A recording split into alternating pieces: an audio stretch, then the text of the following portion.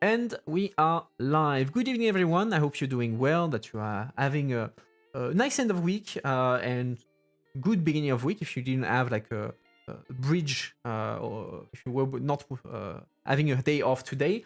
So welcome back for a new interview with another member of the European Parliament.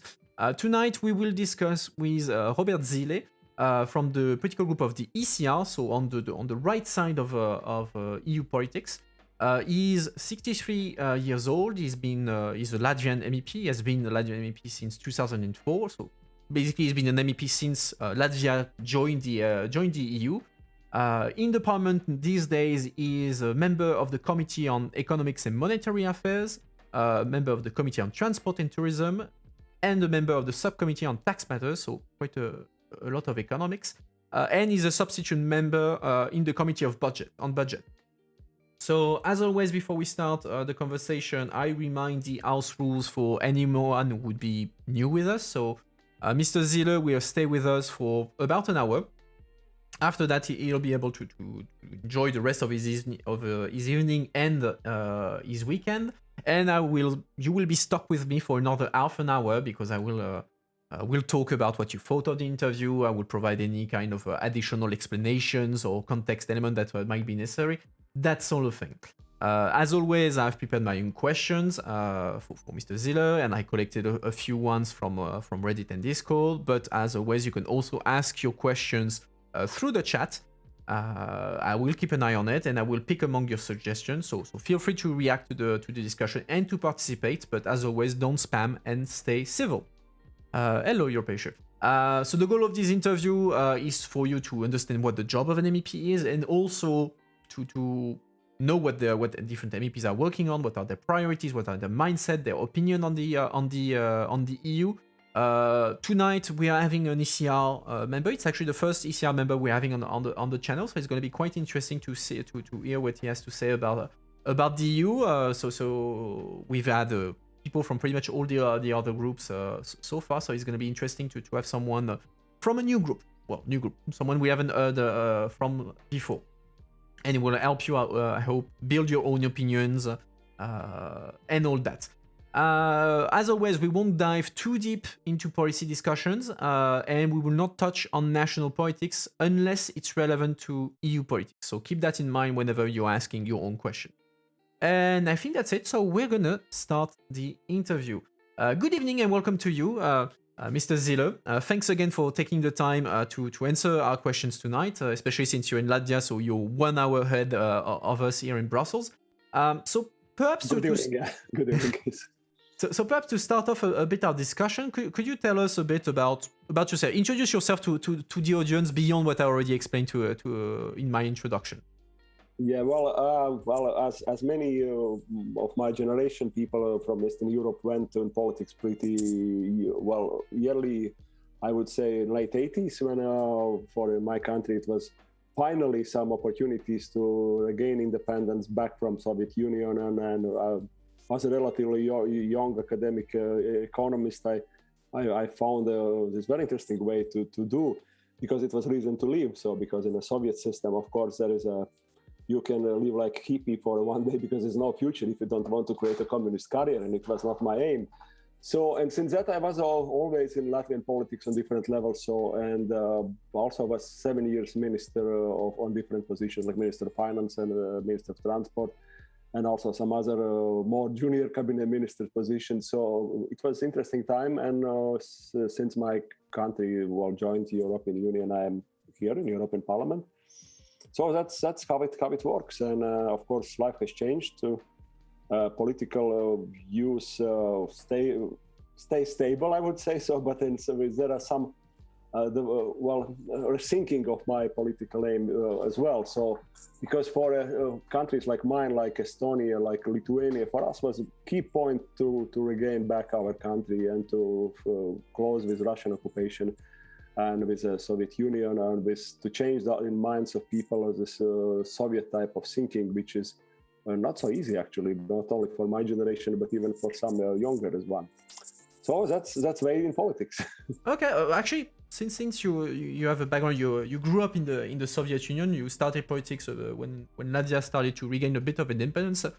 How did it? I mean, given that even if it's when Latvia regained a bit of independence, you were still within the Soviet system. How does it work to start in politics in such an awkward position, because you have some independence but not completely. You can't completely emancipate yourself from the Soviet control. So how does it work? They switch to politics and they swear to, okay, I'm gonna get involved in politics even if I don't agree with the Soviet system. Well, it was absolutely, well, incredible times, late 80s, for example, until 1987. It was violation if you will put Latvian flag, historic flag, so carmine red, white, carmine red, those three lines. You could go to some penalties, and KGB can work with you. So, but it was a movement which came from, I would say, from my generation mainly, who were somewhere in between 25 and 30, and also this brought a reason to leave. So as I told, to get back, and so we tried maybe sometimes a bit, but it just went very quickly. So there was the very ugly situations in 1990, but then in 1991 was putsch, you remember, in Moscow, which of course created very difficult situations over in Latvia, because there was a real threat of your lives. But then the Soviet Union collapsed, and then we regained independence very quickly. And then it was very interesting to start to build from scratch normal market economy country, which was so difficult because there was a private ownership was took through nationalization. It means we have to restitute the former owners back. So we had to also take into account the current people who lived that time and who also have to own something. There was privatization process. There was mistakes in politics, definitely. And then was aimed to be members of NATO and members of European Union, and so that we succeeded. That's very interesting time. So I really think I had perhaps one of the most interesting time to live in. Exactly. I mean, like you said, you had to rebuild the country from scratch. So politically, I mean, even economically. Economically as well, yeah, definitely. And going back this time to the European Parliament, so you're a member of the European Parliament now. You've been an MEP since 2004. As we know, MEPs are often specialized. So what are the topics you usually work on in the Parliament? Well, as I saw, my previous experience was related very much with economics. I'm a doctor of economics as well in my academic life. So. And that's why I was always economic and monetary affairs, and also with the transport, which was very interesting. Also, very much economic issue arc in the transport sector, and and in 2004 I chose mainly transport. Why? Because that time co-decision procedure for the parliament was more for transport and less for economic monetary affairs. And of course, with Lisbon Treaty, it's changed.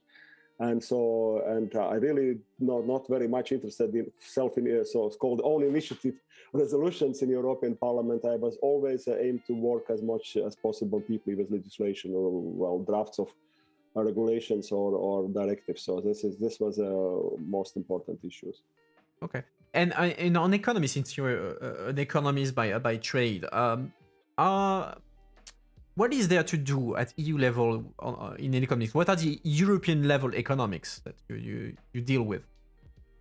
Well, I think I always keeping in mind that what is possible to do better on member state level. Let's see, for the member state level, different kind of macroeconomics decisions making should be done on member state level. But what works better on EU level, like single market, pure single and fair single market issues should be done on European Union level. And that's why I'm trying to do in the transport policy. For example, aviation sector is one of the success story. Railway sector is still not the same. It's not really open competition in European Union. So, and also in pure economic matters like monetary policy, of course, we have in the Eurozone of, pretty European Monetary Union, pretty strong joint issues. But at the same time, sometimes, in my opinion, European Union is trying to do too much intervention on EU level for member state level could be done better. Why? Because member states are so different. So, and also purely from the richness, if I may say so, of the particular member states, structure of society, structure of economics, and you cannot put always legislation one size fits all. So and also it's European conservative reformist family key flag. We are sometimes very different in our group on some political views, but those principles, single market, there we are pretty joint, and also to keep as much policy on a member states' hands, then better if it's economical reason. And for instance, like, give me a concrete case of an economic policy that is currently managed at EU level, but that you think would be better done at national level. Yes, but all the kind of social policy issue, because like we are not, but social benefits are coming mainly from national budget. So there are just a very little part in the EU budget, 7 years budget. So that's why sometimes on European Union level, there are too much interventions or attention to go to too much interventions to create a social policy. For example, like to create benchmarks for a minimum wage in a particular member states. And also in taxation policy, which of course, on the key issues, there is unanimity coming from EU treaties, but at the same time, there are sometimes too much interventions to try to not to create your own tax policy, but taxation policy, it's very important for medium and long-term planning for the particular member states to change the structure of economies, to give opportunities for people to become more healthy in a family level as well, and also to create opportunities for your career. So I think this is just a few examples: social policy and taxation. Of course. And on tax issues, recently, so there has been a deal that was done at international level, at the OECD level, to not to harmonize, but to define a minimum for certain taxation level. Do you think that is? It's not a EU policy, but the EU is co-signing that, so they support it. But do you think it's something that is a mistake? There should not be an international deal on that, or you think it's a good idea? Well, it was reasonable compromise, I would say so, because it's coming very much also from United States. They played significant role in this field. This is 15% as a general rule for minimum corporate tax rate. I think it's a good compromise, but there are so many exemptions and differentiations. So that means practically it allows for member states to be more flexible. But of course, it should stop those tax haven issues, which of course create all the issues around the money laundering issues, which I have some experience. Also, my country was involved in some scandals several years ago with this issue. But I think it's a right decision. It's maybe not ideal, but it's a good compromise to start. And also we have to understand also for the digital giants as well to find a solution for taxation. For United States, it was important to create a kind of this compromise on a minimum corporate tax rate. Okay.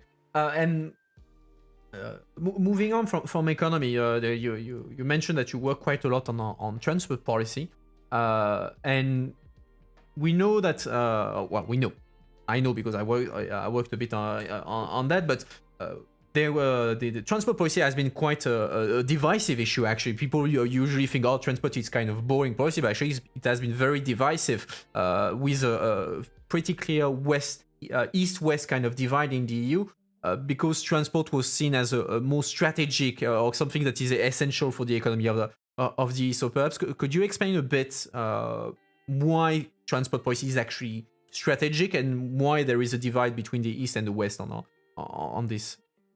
Yeah, there is a huge, of course, it's a big business to move goods and also humans in European Union, also with the sub countries, and that's why there is objectives fight inside of those interests.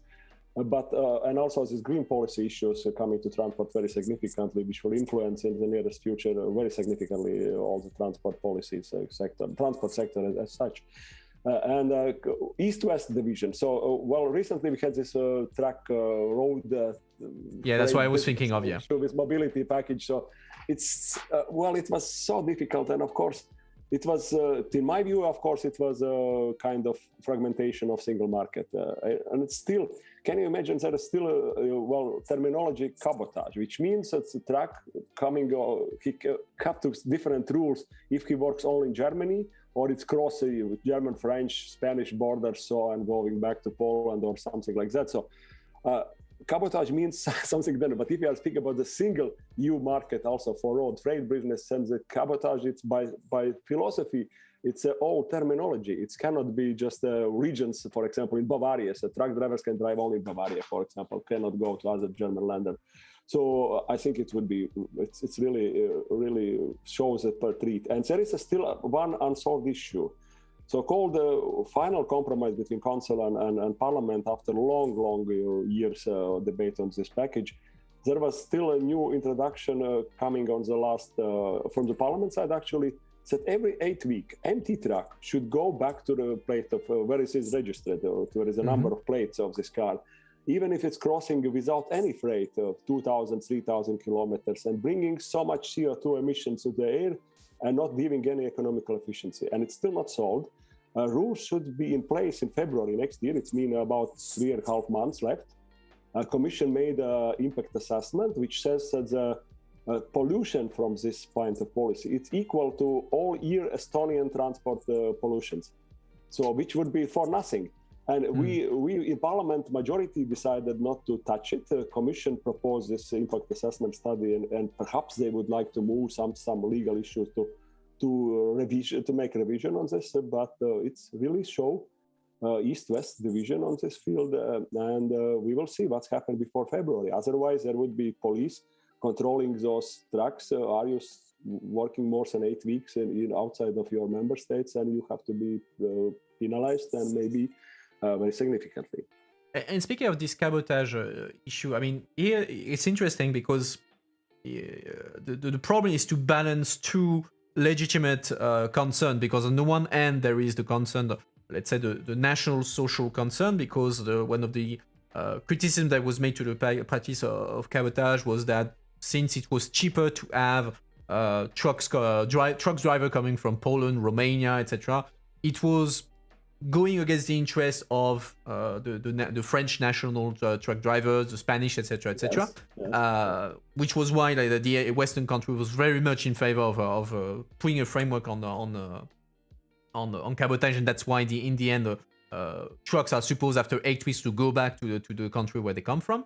And on the other end, like you mentioned, the fact that you have every 8 weeks to send back these trucks empty to their member state, it creates a lot of CO2 emissions. So that's not very green, and we know that these days our green policy is very much important. So how do you balance these two, I don't want to say opposite, but two very different kind of legitimate concerns? Yeah, well, argument of those in Western countries, particularly trade unions and also entrepreneurs on this business, was a so-called social dumping issue. So what does it mean, social dumping? Dumping means it's below expenditures. We cannot say that the Polish company working with the Polish drivers somewhere in the Western countries, they are below expenditures. Of course, the salary level in some member states are higher, but to allow to compete and to create a more wealthy society for Eastern and Central European countries, it's opportunity to compete. We are not even sometimes asked so much budget money because, well, EU budget, it's around 1% of GDP anyway. It's not a huge amount of money, so distributed through taxation. So, but we have to be free to compete and to earn money to become more rich. Otherwise, we are losing our young generation. It's not secret from my country, for example, there was a lot of people used to work in UK. Now, after Brexit, they are working in some other EU member states. Some of them came back, same as the Polish people. And at the same time, we are losing doctors and nurses, which is very make a damage for our health system in these COVID times, which is very painful, I would say, so for our society, because they educated in our countries, or we are happy that they are happy in some other countries from one point of view, but it's great for a country which would like to create a more wealthy and healthy society, create the problems. So that's why we have to understand, we have to compete. If we are speaking about single market in Europe, wherever it's possible, please allow to compete. Mm-hmm. And you just referred to it, a bit of the brain drain that happens in Eastern, not only Eastern, also in Southern Europe. So basically, to simplify the country, the poorer countries, the people that are qualified doctors, nurses, engineers, they move to the richer countries, which happen to be often Western or Nordic countries, and that creates an economic and social issue, because you end up with less key people for your societal issue. And at the same time, you mentioned, yeah, but we need a single market, and the key part of the single market is to have like a freedom of movement for the goods and also for the people. So it's the people who leave Eastern Europe to go find a job in Western Europe are in their, it's their right to do so. But again, how do we balance the fact that Eastern countries, poorer countries, also need doctors, they also need engineers, they also need these people to help their economy grow and catch up in the end to with the Western countries? Well, it's the only opportunity is to allow for countries to gain more wealth, to accumulate this wealth through the families and through the society in general, through the taxation systems in their own member states, and to decrease, how to say, intentions to people only because of the salaries, reimbursement, I would say. So to go to work to other Western countries. If they like to just to work for this particular university and they are brilliant researchers and they have colleagues there with different member states, it's okay, it's fine. So, but if you're just going because even not according to their professions, but just going to get more salaries to work in different kind of professional job, or even not very professional job, sometimes losing their professionality by education, it's a loss for this, for the in the long run for those people, for country from where they came. And also, it's not a big gain; it's only short-term gain for the country where they are working. Okay, no, it makes sense. Western member states, you see the UK example after Brexit. There is nobody who is working on several very simple work. So in a meat factories, in gardening, in other things. So it's not only UK. Well, how to say example? I would say that it's if we will lose this freedom of movement for labor, it would be also painful for some other current EU Western member states. So we've been discussing now for a bit about the difference between the East and the West, and something that has been rising as a general assessment at EU level is that there is a big divide between the East and the West side of Europe, both on policy and also more generally on philosophy. I'm thinking now also about the obviously about the rule of law issues in part of the Eastern member state. But do you agree that there is a fundamental divide between the Eastern Europe and Western Europe in the EU? On some areas, yes, but sometimes we have a better partnership on some political issues also with some Western countries or Nordic countries particularly, because it's Baltic Sea closeness. And so with our so-called Eastern European partners like Visegrad countries. And so it depends from the issue. But there are some, how to say, I think, a public memory from the Soviet times, which has influenced, of course, Baltic states more. We were in the USSR. But also it was influenced Eastern Bloc countries, Bulgaria, Romania, Czech Republic, Slovakia, and so on, because they were part of this anti-democratic societies as well, and they are damaged. But at the same time, we have experience what many people in Western Europe doesn't have. So, okay, for example, the trust to Kremlin policy or what's going on currently in Belarus. So it's for us, it's really, we feel it with our own experience. So what does it mean? And we are somehow in Belarus case, we are with the last year events with all the pseudo elections and the fight against their own people. It reminds us our 30 years future past, the 90s, late 80s, early 90s. It's really ugly regimes, and that's why we feel it differently, and we cannot make a compromise with this issue like perhaps some of Western European politicians are ready to do, and to have some kind of brilliant ideas. Maybe somebody in Kremlin or in Minsk can change their policy. So we don't believe it. So it's, for you it's much more visceral because it relates to your recent history. You lived that, so it's not a concept. It's not something abstract for you. And since you mentioned Belarus, I was thinking about talking about that next. So we know that following the I don't want to insult the process by calling it an election, but last year.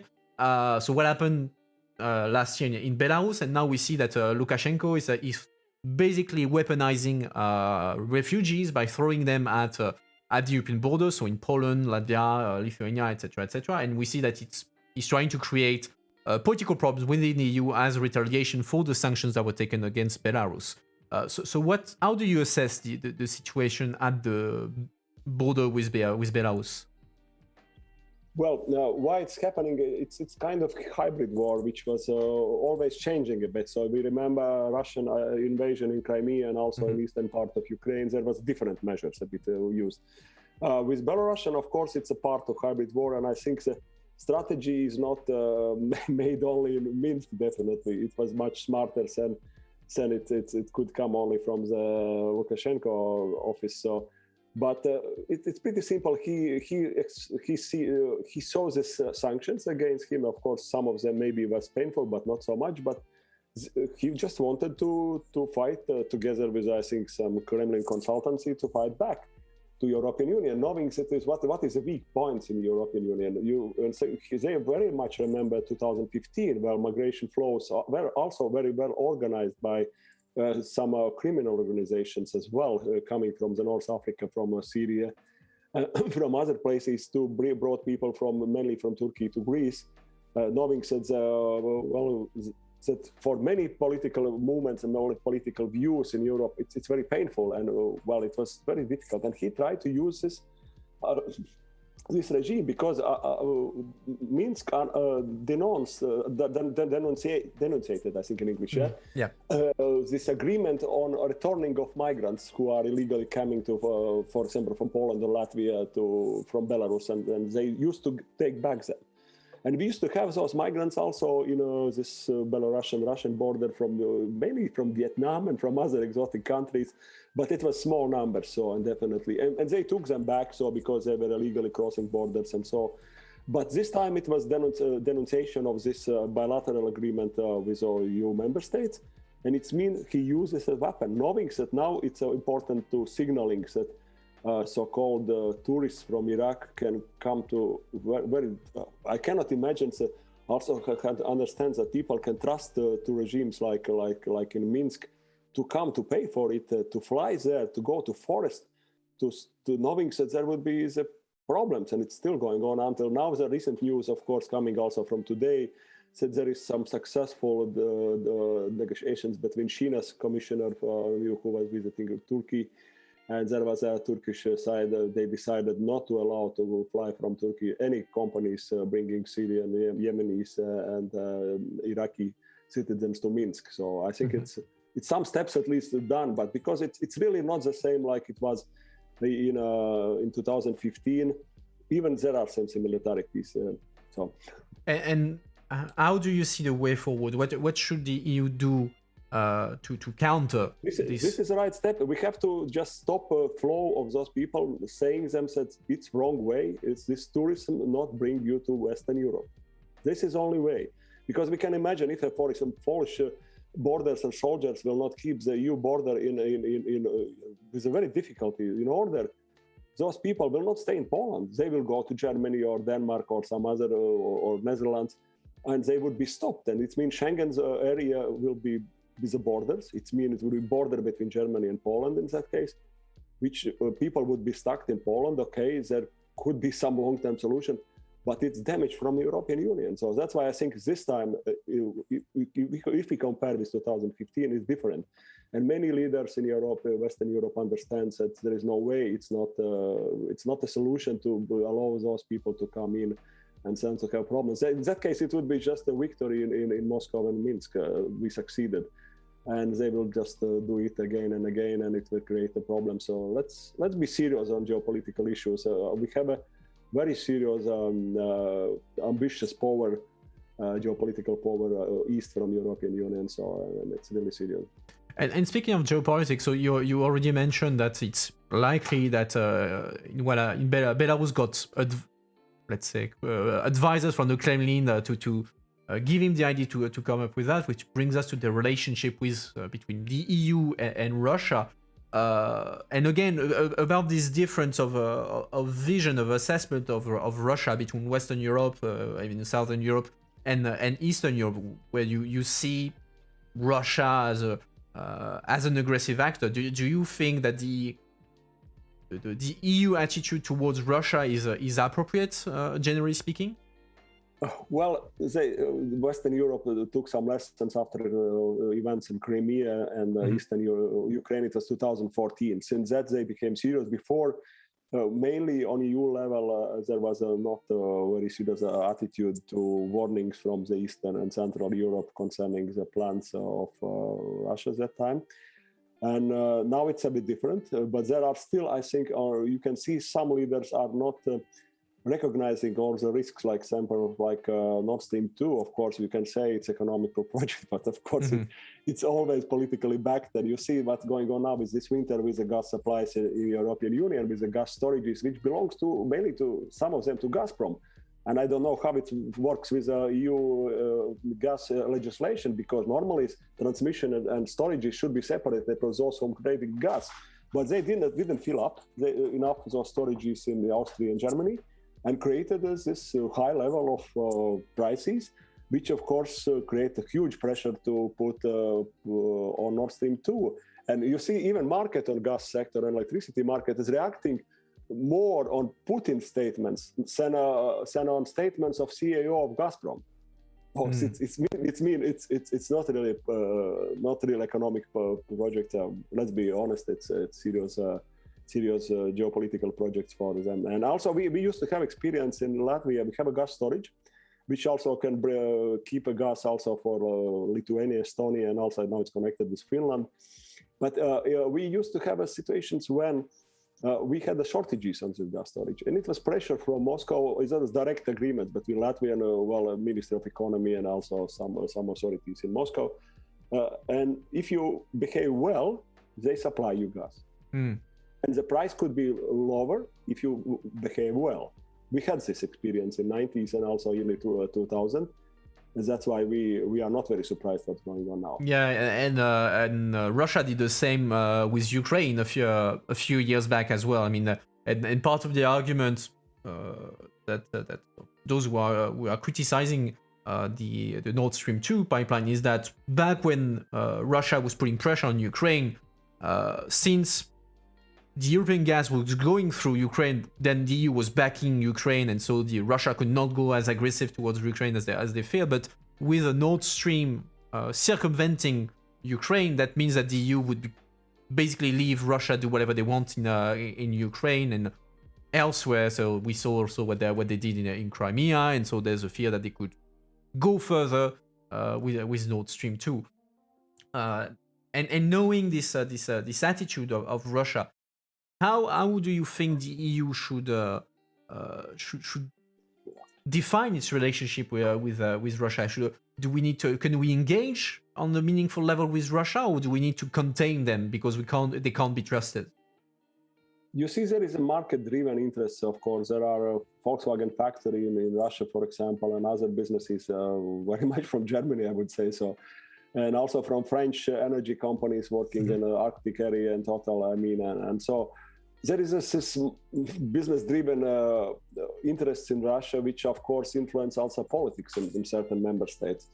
But at the same time, I think it's a huge mistake to pay for gas more and more to Russia. Of course, even if the European Union is going to green direction, but gas could be some temporary, fossil fuel, which of course should exist for some decade or maybe two, or even, we don't know how technology will develop quickly for storage of energy, which is renewables.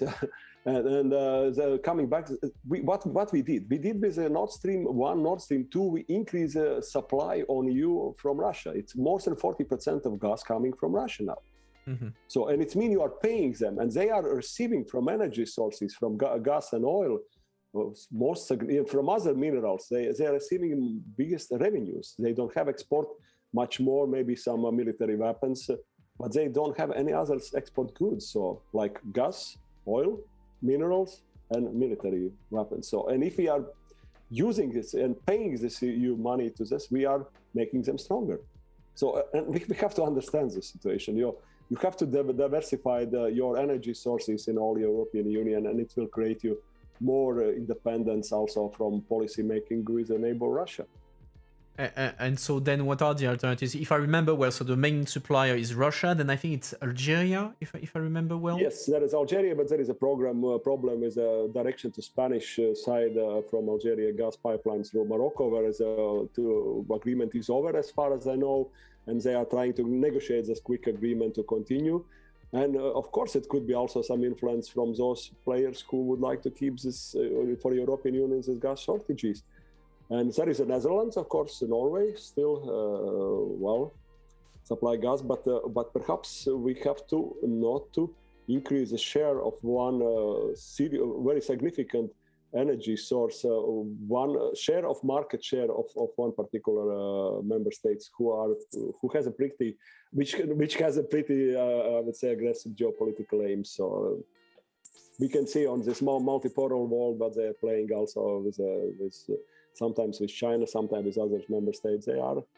They would like to have the diminished Western world, democratic world, I mean also transatlantic world, European Union and the United States, and to create always some problems inside of those structures. Either it's UA, either it's NATO, or just the transatlantic relationships between EU and the United States.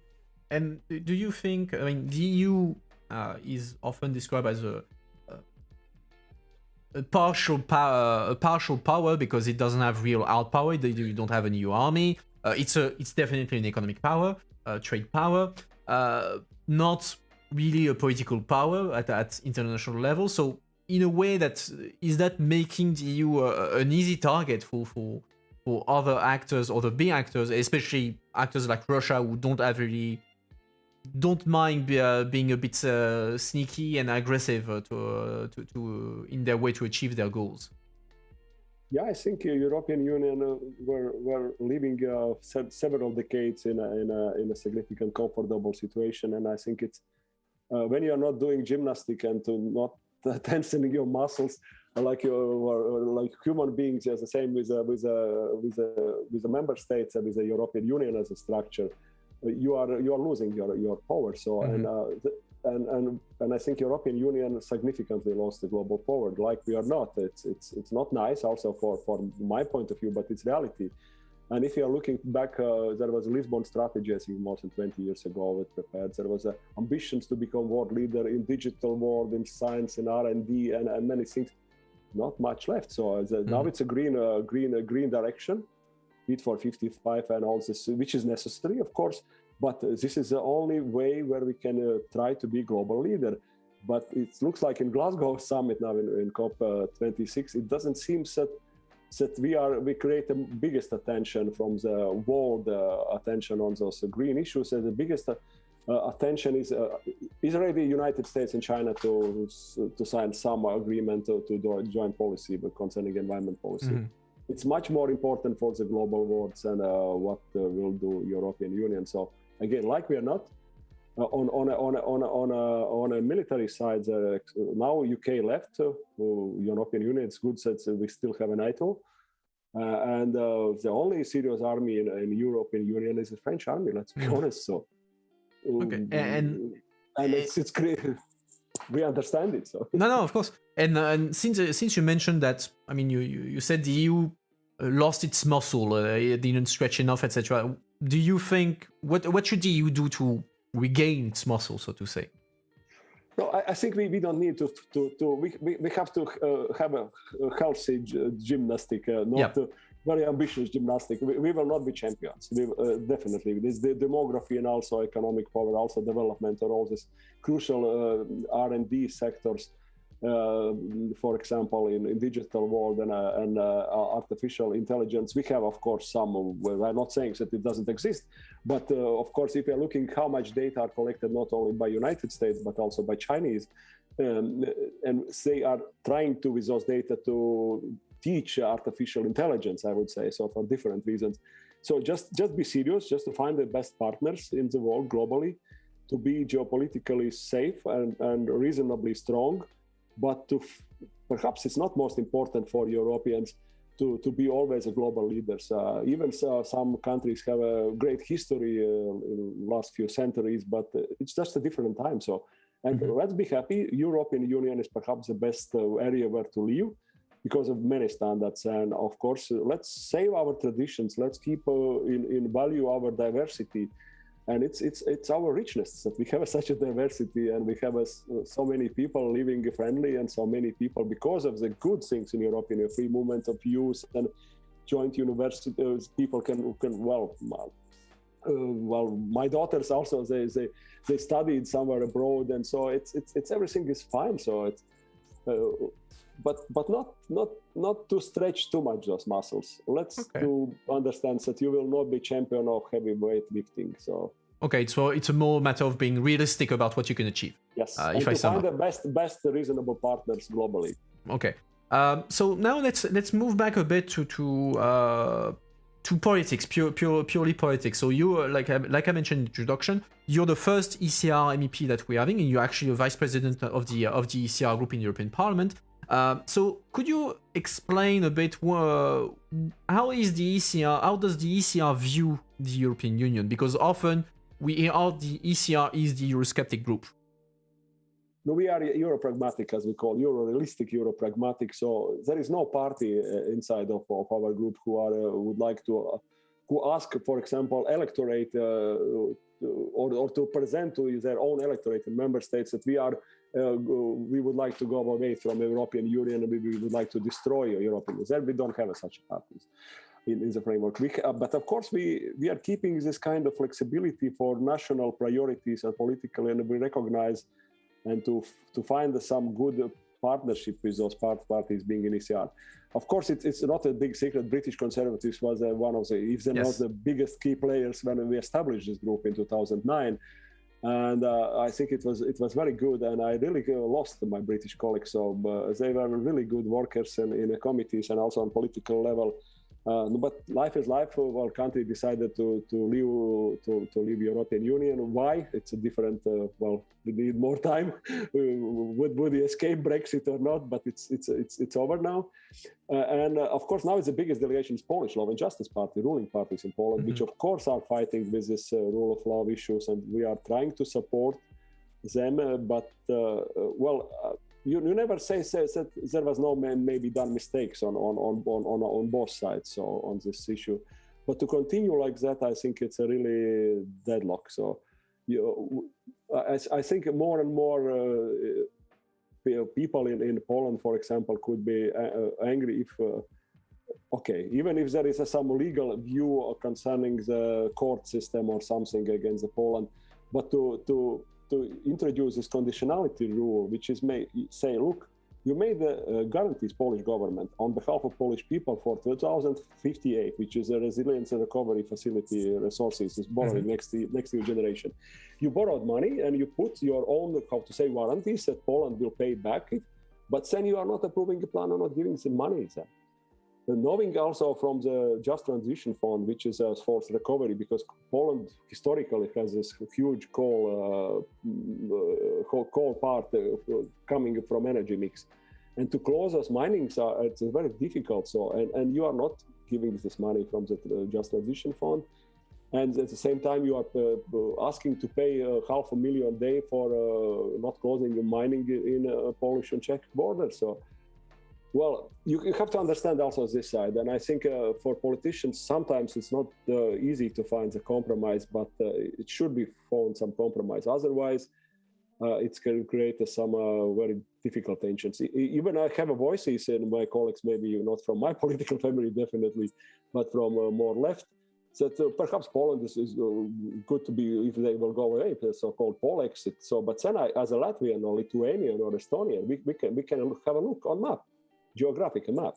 So we are connected with the European Union through the Lithuanian border with 60 kilometers wide corridor between Kaliningrad and Belarus. And we know that this is the only route to connections for land connections with the European Union. Yeah. So and can you understand that it is not in our interest to create a situation that Poland would leave the European Union? So and it would be just either they are pressed out or they decided themselves. It really would be very, very bad and even much worse than UK did Brexit. And speaking of Poland, I mean, you say that there is a need to find a compromise, but there is also the idea that maybe Poland went too far this time. Like here, what is that? So the problem with Poland is the question of the rule of law. Namely the issue of the independence of justice, and there are other problems with LGBT rights, etc. But do you think that the Poland went too far to an extent? You see, when we are speaking in more detail, perhaps, of course, I have more information from my colleagues from Law and Justice. Maybe I informed more from the one side, but I'm pretty following this issue. Concerning LGBT rights, well, Poland is deeply Catholic country. This is different rules, and we have a priest who was working and studying in Latvian priest, Catholic, who was living in Poland. They are coming back, and recently one of them gave interview. He spent 3 years in Poland. And he said it's totally different society in this field. So, and you cannot press them, and there is no really crime. So what they are doing is we just have to understand that this is different society, and if majority of the society would like to leave, you have to also take into account the views and majority. Yes, until they are not giving some human violations. And this recent case with some deaths of young mother, I think it's a different story. It was just made more politically. Concerning the justice system, as far as I know, before Law and Justice took a presidential position with Andrzej Duda, there was Mr. Komorowski, I think, president. They were attention, and they put several high-level judges in place just before end of their term, knowing that they are losing this power. And some of them judges, like Prime Minister Morawiecki said, not the last time when he was in parliament, but one before, said when he was a young, Morawiecki, I mean, when he was a young Solidarność, one of those members, his colleagues were judged by the same judges who are still in the judge system. In the Soviet time, so it means late 80s, early 90s. Okay, no, that's interesting. It's not so easy. It's not so easy, the situation, and disciplinary committee of judges, of course, sounds very bad. I'm economist. I'm not lawyer, but I suppose it's something wrong. That's why I said that Poland, and they are actually promised they make some amendments in legislation concerning those disciplinary committees for judges. They are ready to make some steps, but of course you have to also understand you cannot press democratically elected government, elected by the parliament of this country. And if you are pressing too strong and to penalizing them with money, people just became more angry because Polish people have a very difficult history, from Second World War. Of course. And later on also with Russians and so on. They are really not the weakest people in European as a nationality. If they are pressed, they are ready to fight back. So, and I think it's a wrong, high-level political issues just to go always to fight to each other. So I think compromise should be found. And still on the ECR, so you mentioned that you talked about that the Tories or the British Conservatives used to be part of the ECR. They were one of the founding members, and they left after Brexit. And how since you've been there, so you've been there, and you were already, if I remember well, a vice president of the group during the last mandate. How did you see the ECR evolve as a group after the departure of the British MEPs? Now we know that it's more like the Polish MEPs are the one that are majority, but how did the group evolve? Well, of course, we lost our influence. So we've been said biggest political group in previous before Brexit in the previous parliament. So, and of course, it was a big honor for me to also replace as vice president coming from the small countries to on conference of presidents meetings and so on, represent all the group. And I had a really good cooperation with all those partners. Since British left, of course, maybe honestly speaking, inner style of how group working is a bit changed, but we are strongly survived. There are some rumors that perhaps would be new group created. I believe that will not be created new group in this parliament.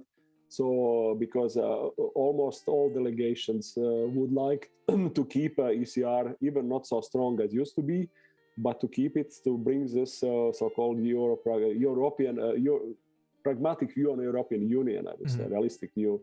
And this is what united us, even we are on some issues with different views, as I told you. So. And going back a bit also on your roots. So one argument that we hear often from Eurosceptic and Europhobic, so people who don't want the EU at all, one of the criticisms that they make is that, oh well, the EU is turning into the new USSR. As someone who grew up and lived in the USSR, is it something that you agree as an argument? No. I never use this comparison. I know that it used also in Latvian politics by some hard line, I would say, populists from left and right. So, but it's totally wrong. So of course you cannot compare it. So it's a different regimes, and it's well, when to say in Soviet Union that you were. You should in Soviet Union afraid that you are not able to speak freely. You cannot make even jokes about the Brezhnev or some other leaders from that time. If it's because in some in my university times, that in each of those student groups there were several boys or girls who were how to say, they were tightened by KGB. And they had to write. It was totally different society, and everything also how was there was not a market economy. It means you have to produce in Latvia so much milk and so much meat to send to St. Petersburg, that time Leningrad or Moscow, and there was you have to go, if you are Communist Party leader of Latvia, you have to go to Moscow and to bring the good promises, and you will get some resources to create some new factory and things like that. And then there were colonization policy in Soviet Union maybe popular, and perhaps it's also not very well known in Western countries. That there was a mixture of different nationalities from the big Soviet Union, and they created factory and they brought workers from different countries, not different countries, different regions of the Soviet Union, to make a mixture and to create a kind of Soviet people, which will not belong to the particular culture or traditions like Latvians, Estonians, Lithuanians, Jews, or Poles, who were always living in our countries as well, historically. But they were belonging to this country, and also they kept their own family, how to say, values. And the Soviet Union created also on this level, they wanted to make internationalists without roots of their own nationality, and it's really was very bad and very dangerous movement, actually. Since you're speaking about the colonization by the Soviet Union, if I remember well, they did that in Crimea, where they deported the Tatar population in Siberia and replaced them with Russian people to make Crimea Russian, if I remember well. So that's a practice that was. That's exactly the case, but this was ugly because Tatars, Crimean Tatars were really strongly, and they are fighting. They are moving them. I would say even now they are really leaders of the Crimean Tatars are always where they were pressed hardly, also with some prisons and so on. I think it's. You can see it, but Soviet Union, coming back to your previous question, you never can compare Soviet Union and European Union, whatever you say about European Union. I agree with you. I think we all agree on that. Since you described the ECR as a Euro-realist, a Euro-pragmatic group, if you had the power to change the EU and the way EU politics is made, whatever wish you can do it. You snap your fingers, it's done. What will you change and why?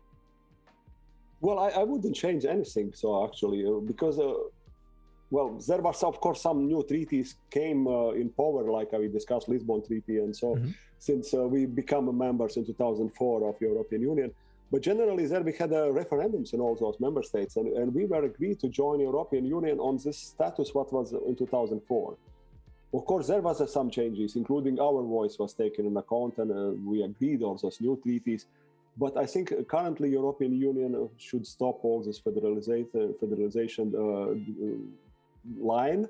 We have to agree what to do on EU level, where is a more single market-oriented issues or joint policies, which is, of course, in the gain of everybody. And to do in this field better, but not broader, I would say so. Not to extend the competence of the European Commission, and so I think it would be better not to do. Definitely not a new amendments in treaties. So it would be so difficult, and that's why I was very skeptical about Conference of Future of Europe, and we see that not people watching it. For example, in my country, I joined one meeting where some of my colleagues and also Ministry of Foreign Affairs on high levels they were speaking. There was 10 participants. And I was the 22nd listeners in internet. Yeah, okay. Can you imagine? So it was almost only 2 times more numbers was watching it, but some 10 key how to say, very visible political persons and also persons from the cultural sector were speaking about the future of Europe. It's not in interest of people today to expect to make some big changes. I think people care about COVID situation. They are not sure about how big, how quick will be recovery and what will come with energy prices, for example, this winter. This is what people care. So, and that's why I think let's leave Europe on this stage. Let's do better. Where we agree to make together and not to create new opportunities to create for joint policy measures where it's not necessary. But at the same time, so you say that people don't care about federal new competencies at the EU level. They care about COVID, they care about the energy prices, etc., etc. So in a way, you're saying, well, let's focus on the concrete problems of people, but when it comes to health policy, partly on energy policy, on prices, those things are not European policies, or not on key level. It's a difference. So, for example, on COVID, let's take it. So it was, you remember in 2020, in February, March, when Italy was hit first, and there was a lot of closing. Each country closed up. They didn't sell masks. They didn't sell ventilators for bracing and other things. That was a totally ugly situation. And we took some lessons. And it's good that vaccination, it was not easy to create a joint vaccine procurement, but I think it was helpful. So, and it's good done. But vaccines you can put in a refrigerator and send by plane, and you can send to the member state where it's needed more on this particular stage. With the gas, it's not the same. You cannot, like Spanish government saying to make a joint procurement. So what does it mean? Where this gas will stay and how it's connected with each of the member states? For example, as I told, our energy connections are in Baltic states, in Finland, and not yet connected with Poland. It will be next year only with the gas pipeline. So I think we have to take into account issues which energy. You can see also energy mix. For example, for Glasgow COP26, there was you can see in Financial Times for all member states, just click what is your energy mix, and French energy mix with more than 70% of nuclear is totally different from German ones. Because of the political decisions. Yeah, of course. And how you can create that's why Germany need more gas. It's definitely in France. Okay, and you need it in the future. That's why you cannot make a joint procurement of gas. So I think you have totally different interests because of the political decisions. Okay, no, that's pretty clear. I see the time is running out, so I will have one final question for you. I think I already know the answer, but it's the traditional question on the channel, so I am bound to ask you. What do you think about the whole debate about a federal European Union? Are you in favor? Are you against? Are you in between? What's your opinion on this debate? No, I am against. I'm definitely against. But I remember I was long enough in the European Parliament. I remember there was a Barroso, who was a president of the Commission. It was somewhere 2008 or 9, and there was his big speech about federal Europe in Strasbourg. I remember there was a lot of applauses, and I was even confused. So, but then I thought it was perhaps not the first time when it's so ambitious. And then I was asked by media in my country. So and I said, they said, what will happen now? So we will give everything to all resources to federal approach and all the policy measures to the federal approach. I said, to my opinion, it's nothing will happen like that because national interests, also from big member states like Germany and France, will prevail. And of course, this is how it happens. There was actually, I was also a member of the convention, which was before my accession to the European Union from my country, from the government. It was 2002, 2003. Giscard d'Estaing was president of that time. And we created the constitution. It was a bit also a strange exercise. We met every month. And we were speaking, submitting some amendments, but then finally few lawyers, constitutional lawyers, prepared all the draft, which was later on rejected by French and Dutch people. So it was over. Okay. So you see, it's you cannot create like that. So and even it was convention was much more serious and conference of future of Europe nowadays. So it's you cannot compare. And even this was not a true exercise, and it didn't fly like it was proposed to fly. Okay. Well, I mean, to be honest, I was not surprised by the answer. The chat I see is not surprised by your answer, but I mean, it's tradition. I have to ask it. So, the hour is running out. So, before I let you go, Mr. Zile, I would give you the final opportunity to say the final word to the audience before you go, and I start my debriefing. So, the floor is yours.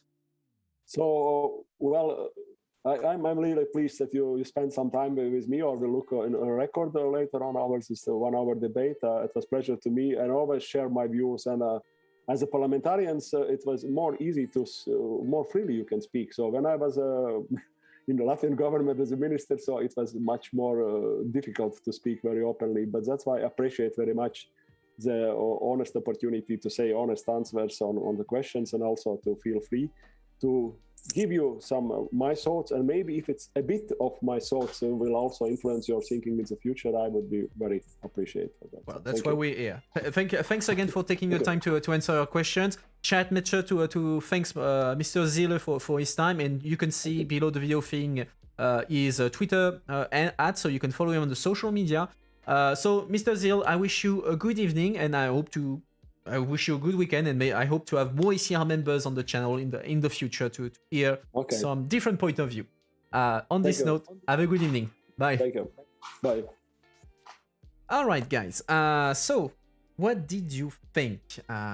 It was interesting. I think it was definitely interesting. Let me close Zoom. Let me take my notes. But yeah, it was like I mentioned. It was the very first ECR member that we had on the channel. So it was quite interesting, because we heard a lot of on the channel. We had a lot of Greens. We had a lot of Renew MEPs, so left, center. We have a couple of EPP MEPs, so conservatives, but. It was interesting. It was interesting to hear a different point of view, and I to be honest, I was a bit surprised by him, because he didn't sound like the typical ECR MEP that you can hear, especially since we are used to hear a lot of the Polish MEPs.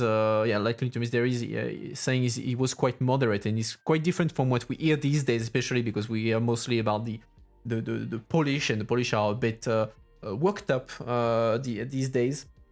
So it was definitely interesting, and I think I saw Ika saying that someone should clip his answer about the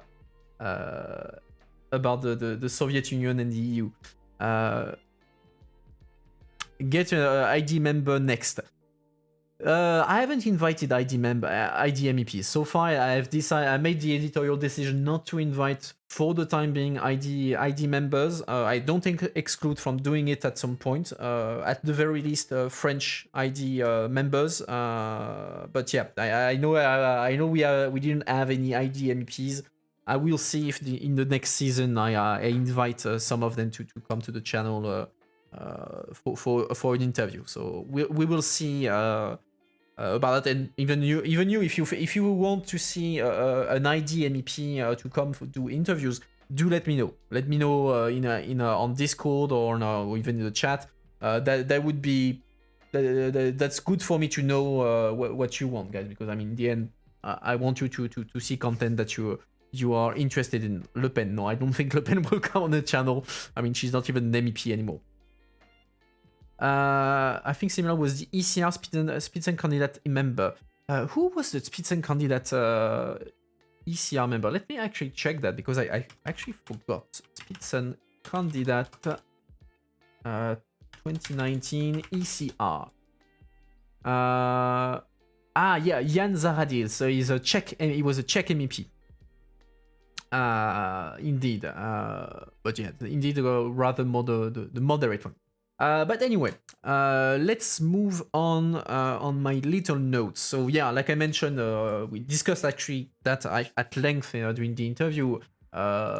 Mr. Zile was born in the USSR. He's back when Latvia was not a country, no longer a country. It was a region, a province of the Soviet Union. So he was born in the USSR, and he has a bit of an experience of what the USSR is and how it works, and so it's quite interesting to see this different perspective. And I mean that's why it made his answer quite into very very honest reaction when I asked him if the USSR is like the EU. I mean, for him it was pretty absurd as someone who lived there. But even if he said that it's not something that he ever said, and I fully trust that he he never said that. It's true that you can hear like Eurosceptic people like compare the EU to the ESR. I mean, let's take Viktor Orban, so Prime Minister of Hungary. So he's not an ECR member, but he's quite close to the ECR. Even back when he was in the EPP, he was saying that the EU was trying to do what the USSR was doing by creating a Homo Bruxellus. I have the quote. Actually, let's see if we are looking. I have a quote of him in that where he says that the EU is creating a Soviet Union. I have a couple of quotes about that by Eurosceptics. Yeah, I mean, I have quite the opposite. I have Jacques Delors as a quote, so quite the opposite of Viktor Orban. But yeah, it's quite interesting to hear that this different perspective on this. What else did we discuss? He said that social policy should be a purely national policy, not an EU policy. So he mentioned something that we had discussed on the channel previously, which is the whole debate about the EU minimum salary, the minimum wage. So it's something that you have a book where Orban is quoted. You haven't read it yet. Well, let us know if it's a good read. But yeah, we had discussed on the channel the idea that there is a problem with the idea of a EU minimum wage, because on the one hand you have, for instance, the Nordic countries who have like quite high minimum wages, or they don't have like a minimum wages that is set by law. It's a result of negotiations, and they don't want a EU minimum wage because they see that as a threat at them to their model, or they're afraid that it would actually lower their standards. And on the other hand, you see in some countries of Eastern Europe or even Southern Europe where they don't want that because they see it as something that would force them to set a minimum wage or something that is higher that is currently required, and it would kill their competitive advantage compared to Western Europe economy. So there's quite a big debate on this, and generally speaking, social policies, yeah, indeed tend to be national, and it's quite difficult for the EU has quite a bit of difficulty to do social policies at EU level. I'd be curious to see a Nordic GUE MEP, someone radically anti-market. I'm trying to think if I have someone who would be radically anti-market. I don't think I have among the people who accepted to do interviews on the channel. I would have to double check, but that would be interesting. I mean, then again, having different views is always interesting to hear, even if we agree or disagree with that. That's what makes it interesting. It challenges views. That's what's interesting in political debate. What else did we talk about?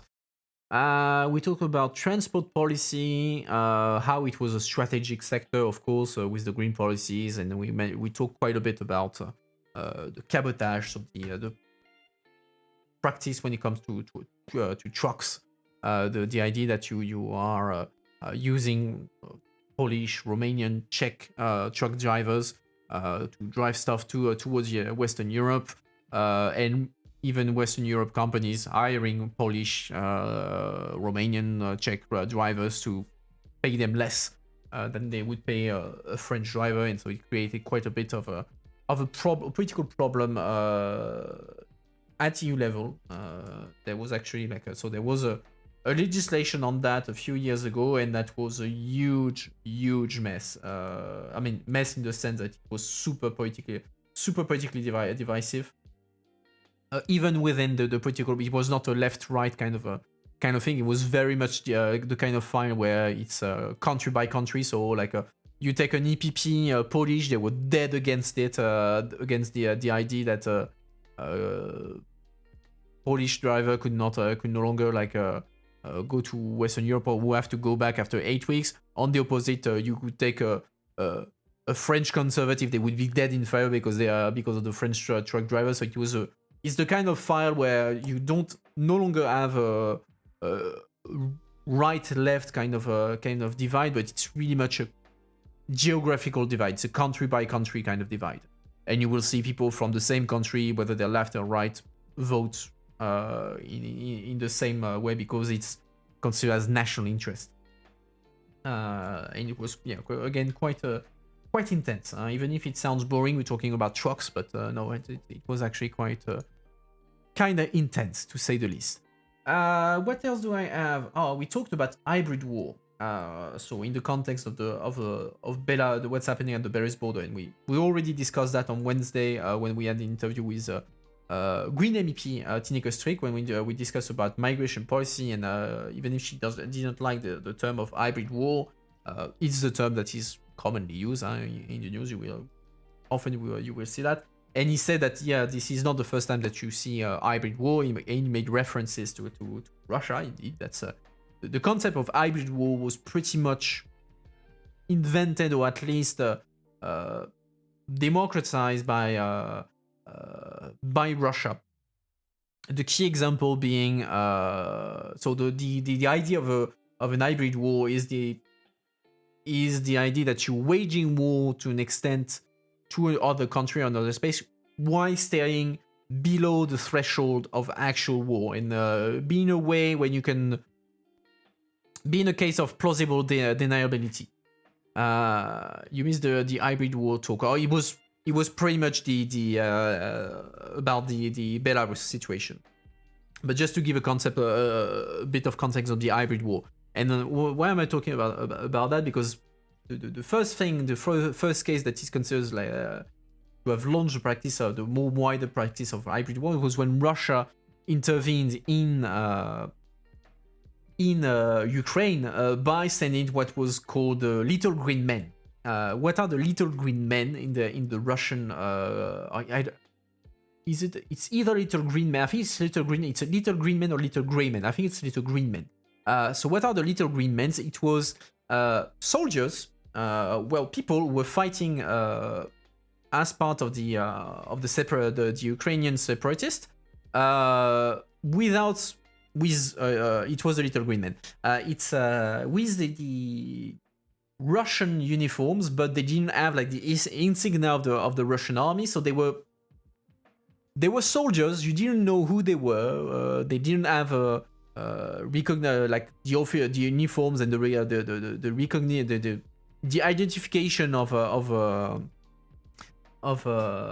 Russia, of the country, and they were there, and like nobody's saying, paratroopers, they didn't know where they landed, and so when in the end it was Russian soldiers, so it was Russia sending the army without, while pretending that it was not them. Even when they were challenged about that, Russia was openly saying, oh well, actually they're not in active service. There are soldiers who are going on holiday, and we're not responsible of where our soldiers go on holiday. So they really got lost. But I mean, that's the insane part. The Russian government was officially saying, it's they're on vacation. They're not a problem. I mean, we didn't send them. They went there on their own. They went there on their own with all the Russian equipment, etc. So that's how you ended up with the Russian army in Ukraine without saying that it was the Russian army, and then it was so big that one was like, "What the hell is that?" And that's what hybrid war is. So you wage war without actually officially declaring war, and so the argument is to. Then when weeks later puts in look, yeah, of course it was you got you good, a bit like that. So now the accusation is that Belarus is waging hybrid war towards the EU by weaponizing migrants to try to create political problems and create troubles in the EU. So, but all that speaks just to explain what is the hybrid war and what has become now pretty much a common language, something that where people use often in the news, concept of hybrid warfare.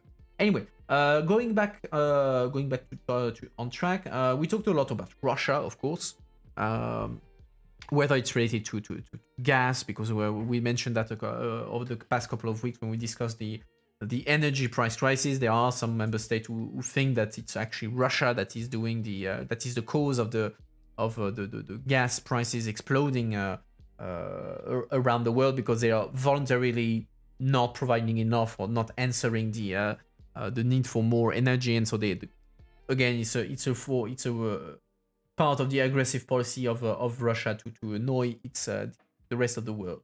And he mentioned something that's again, I didn't mention it because I didn't want it to lose time, so to say. It's because he said, oh well, we need to reduce our dependence towards Russia, and when it comes to gas, because he mentioned that 40% of the European gas comes from Russia, and I hesitate to tell him, well, in a way that's a matter of European sovereignty, and European sovereignty is not really something that the ECR likes as a concept, but well, I said, okay, there are more important things to discuss, so I didn't mention it, but it was again interesting to see him call for European sovereignty, but again, here he approached it not from the idea of European sovereignty, he approached it from a geopolitical aspect, which makes sense. Again, it's not something unheard of from the ECR.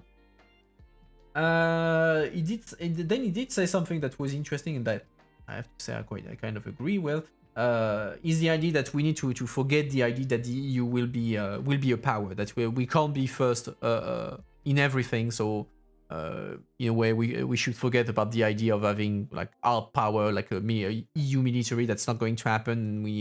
That's not where we can shine. Well, let's focus on what we could be good at. So economics, that sort of thing, and instead have the good partners so that we can compensate where we are weak. So obviously, he was making references to having a good relation with the US and NATO, of course, to compensate where we are weak, where we don't have enough muscle, as he said. He might have just agreed with the sovereignty remark outright. I think he would have agreed. I think he would have agreed. Well, maybe he would have said, "Oh well, I wouldn't call it European sovereignty," but at the core, it's he would say this. I think indeed he would have agreed with the central idea of it. But yeah, the EU will not be a hard power, not anytime soon, which is a way to say the EU army is not going to happen. I thought that was interesting.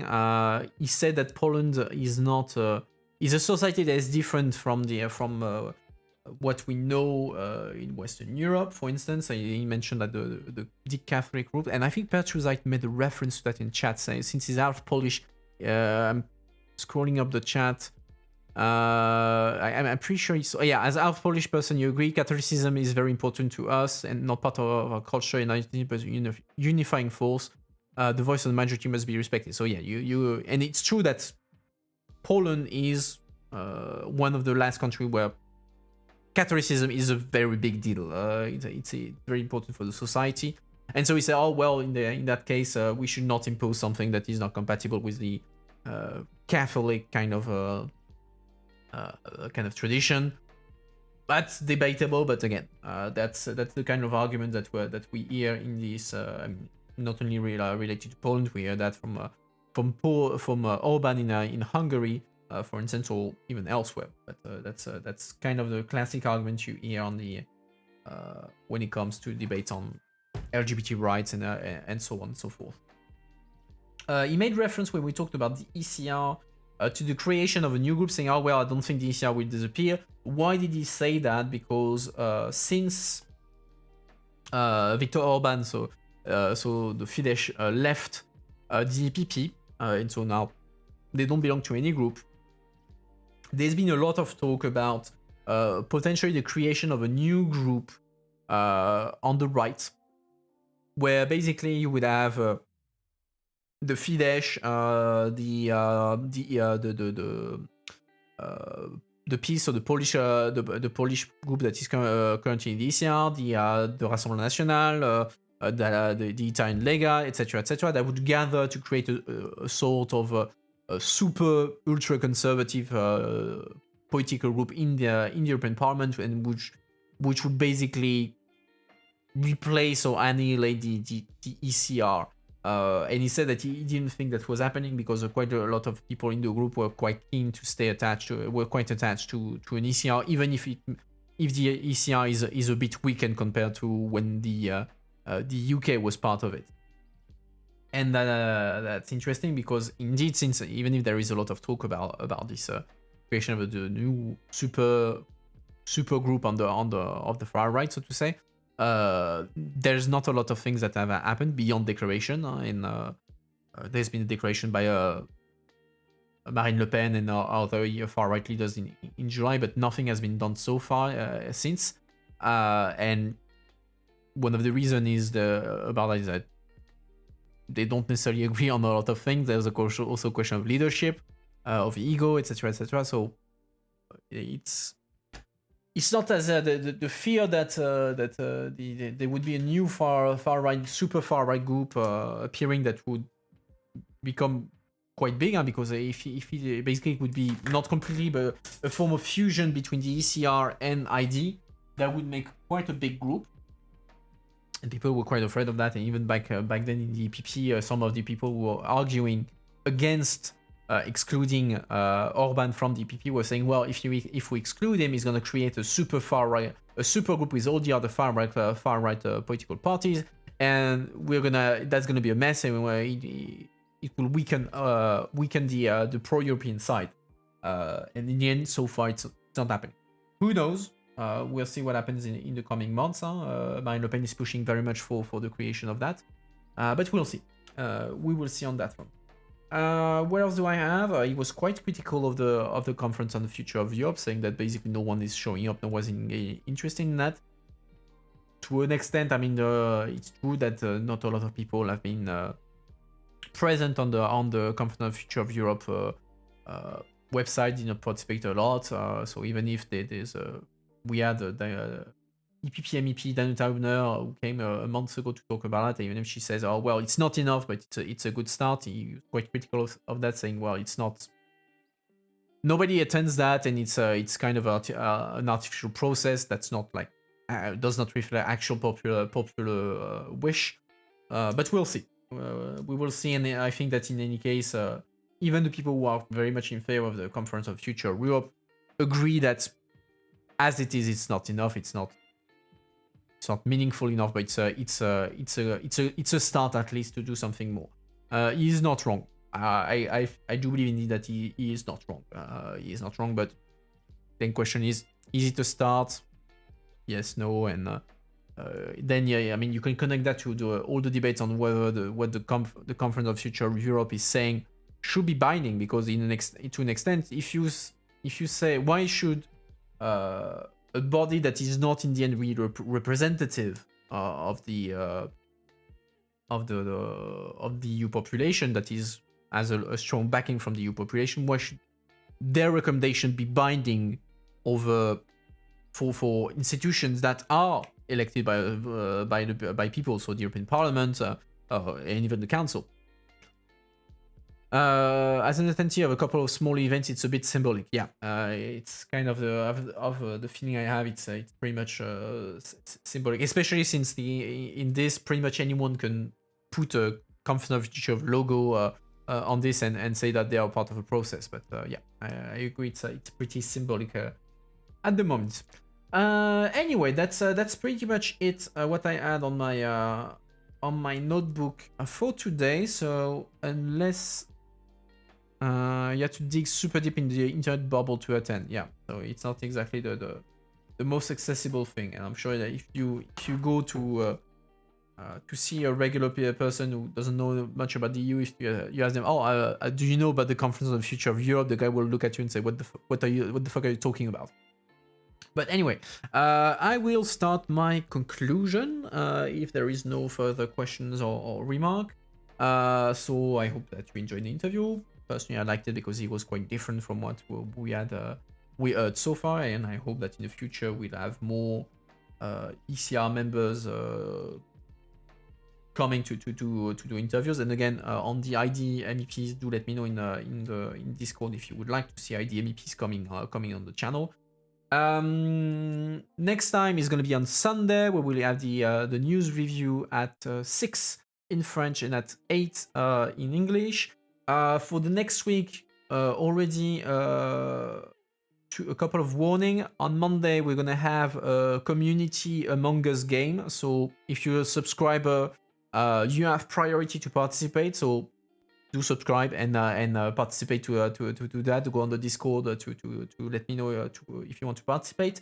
And also, it's possible that we might not have an interview next week. I was supposed to have an interview next week, but the MEP canceled the interview. There was a conflict of agenda, so I asked if it can still happen another day next week. But if it's not the case, that means that it's very unlikely that I will have an interview next week. So just to give you an early warning on that, we will see as things evolve. Anyway. As always, if you like what you saw and heard, don't hesitate to follow me, of course, on the channel, to subscribe if you feel very generous, and to follow me on my other channels, so on Twitter and Discord mostly. Join us, it's quite fun. And I hope I will see you on Sunday. On this note, have a good evening and a good weekend, guys. Bye!